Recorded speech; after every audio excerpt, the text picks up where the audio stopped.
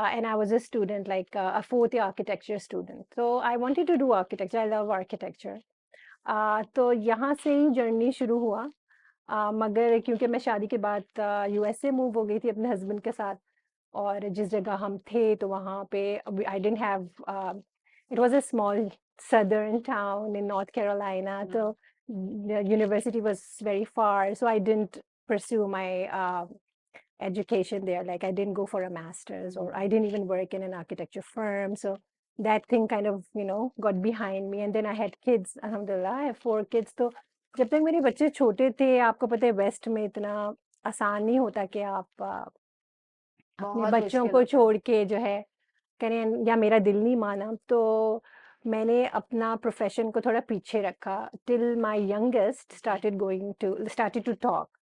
Like he wasn't going to school, but he started to talk and tell me, communicate with me. Then that's when I started taking him to the university with me, and I started. So I took like a big, like 10-year gap. So I had no professional growth in my field. मगर मैं ये नहीं कहूँगी कि कोई growth नहीं थी. We were always growing. So although I wasn't growing in architecture, or the discipline that I belong to, or I thought I belonged to, I was growing in other ways as a person.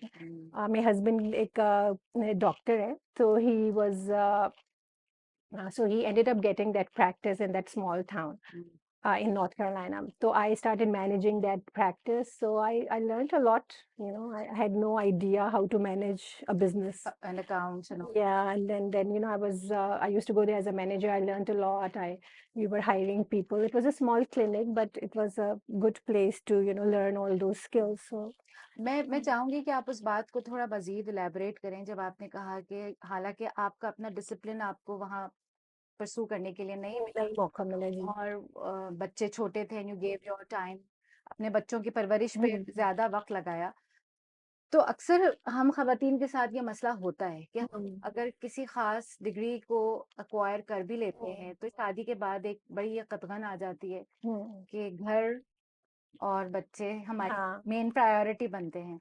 और फिर उसमें अक्सर खवातीन ये कहती हैं, हाँ तो मैं तो जाया हो गई ना। एंड यू माशाल्लाह वेरी बोल्डली सेड के मेरी ग्रोथ रुकी नहीं वहां पे। तो can you elaborate a bit on that कि ग्रोथ को हम कैसे रुक ये कह सकते हैं कि ना रुके, और क्या करें कि ग्रोथ ना रुके।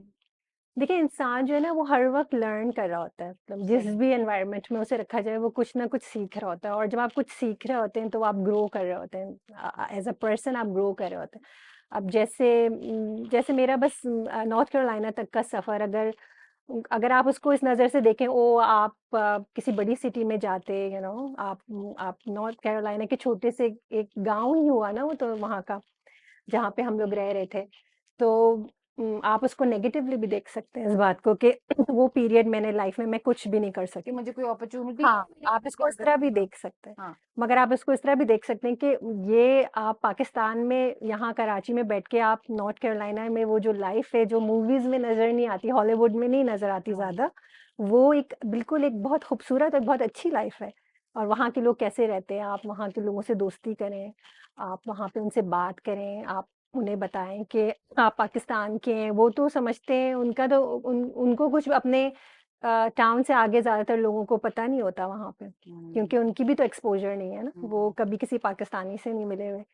तो इस तरह की जगहों पे जब आप जाते हैं तो वहाँ बहुत अपॉर्च्युनिटी होती है ग्रो करने की, और दूसरों को कुछ बताने की, तो और उनसे सीखने की। तो हमने वहाँ के लोकल लोगों से दोस्ती की, और हम उनके साथ मिला करते थे। मैंने एक खातून थी, मेरे हस्बैंड की पेशेंट थी, उन्होंने मुझसे दोस्ती की, वो मुझे अपने चर्च ले जाती थी बाइबल क्लास में। तो मैं चली गई, मैंने उन्हें नो नहीं कहा, मतलब मुझे ये नहीं था कि वो चाहती थी मैं क्रिश्चियन बन जाऊँ, मैं चाहती थी वो मुसलमान बन जाए।